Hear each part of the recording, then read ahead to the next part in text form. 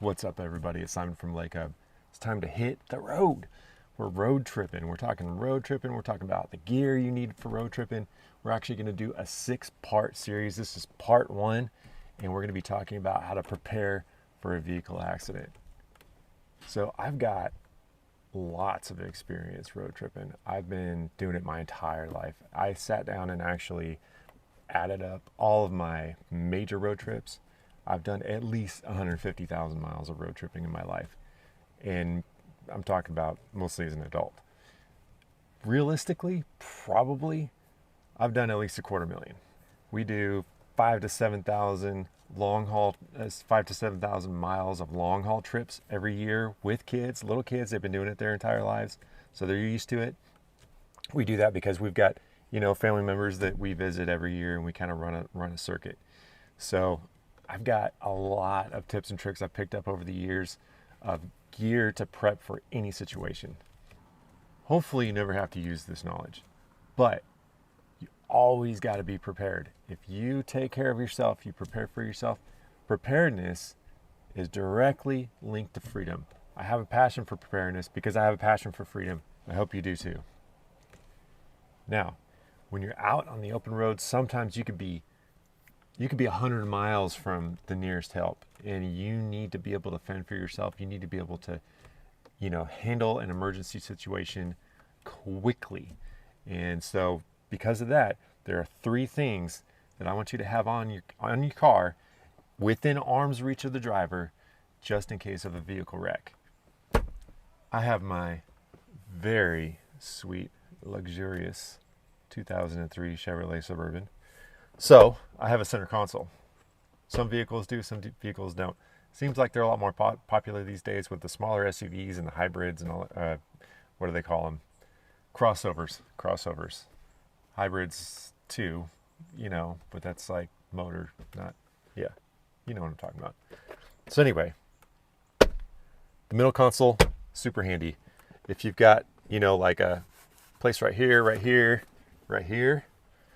of course your glove box, but you don't want to have to lean over because you could be in a situation where you're jammed up, you got in a bad wreck or something happened, somebody hit you, you hit somebody else, and now you've got T-Rex arms and you can't, you got to be able to get in right here, and you may not be able to even lean over and get in here. There might be somebody here who's got their knees all the way up to the glove box anyway. So if you have a center console, take advantage of that. Here are the 3 things that I carry.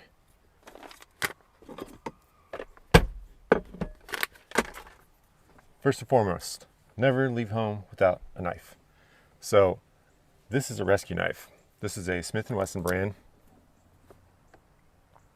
There are a lot of good brands out there. There are a lot of cheap brands too, and honestly, with a rescue knife, it's something that hopefully you never have to use. If you do, you're not going to, you need a knife that's cheap enough that you can set in here and never have to worry about it. So that's my philosophy with a rescue knife for your vehicle. Don't ever use it unless you have to. But if you want a decent one, Smith & Wesson makes a really good one. Features I like about this one in particular: one hand open, semi-serrated blade. Also like things that actually make it a rescue knife: glass breaker, strap cutter. So the strap cutter works like a gut hook, right? So if you can't get the blade open or whatever, or if you're in a situation where it's not safe to use the blade to cut yourself free, you can use the strap cutter. Glass breaker is awesome too. In a pinch, I've got another tool that's better for glass breaking, but if you have to, keep it closed, of course, and you want to strike, probably right in the middle. I've never actually done it, but that'd be kind of fun to do on in a scrap yard or something like that. Test it out and actually see how well the glass breakers do. Here's what I like for breaking glass: a mini crowbar. Now, these things are cheap. They're short. Fits in here, fits in there, fits right there, fits right here, right? Little cheap little crowbar. They're not even that great for working with and actually like using and like prying and stuff.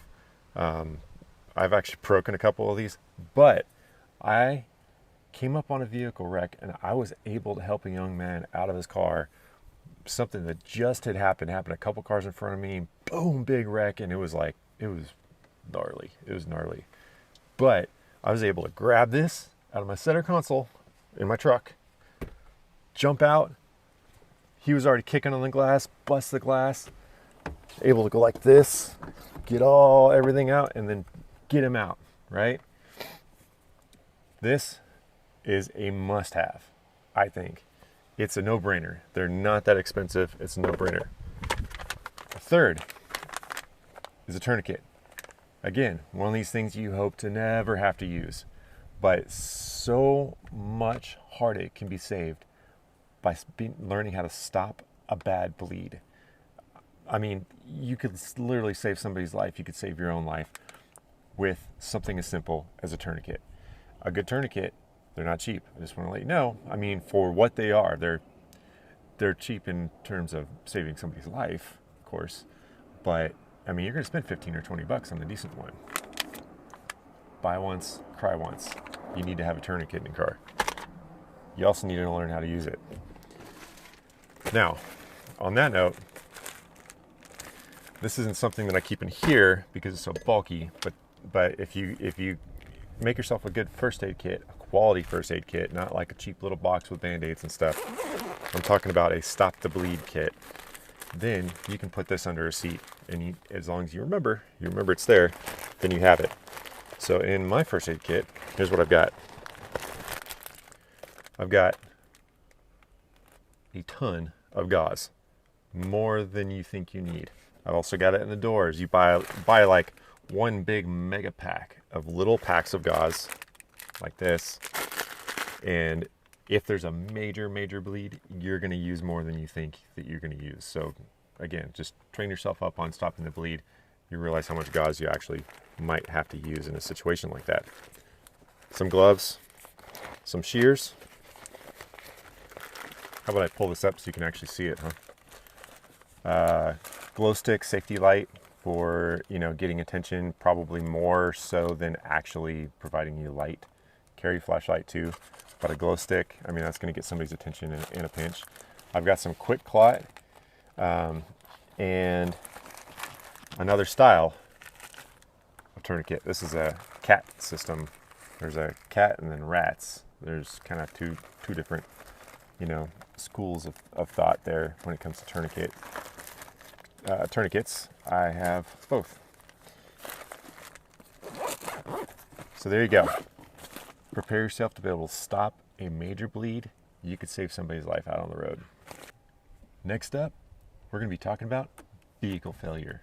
We'll catch you next time.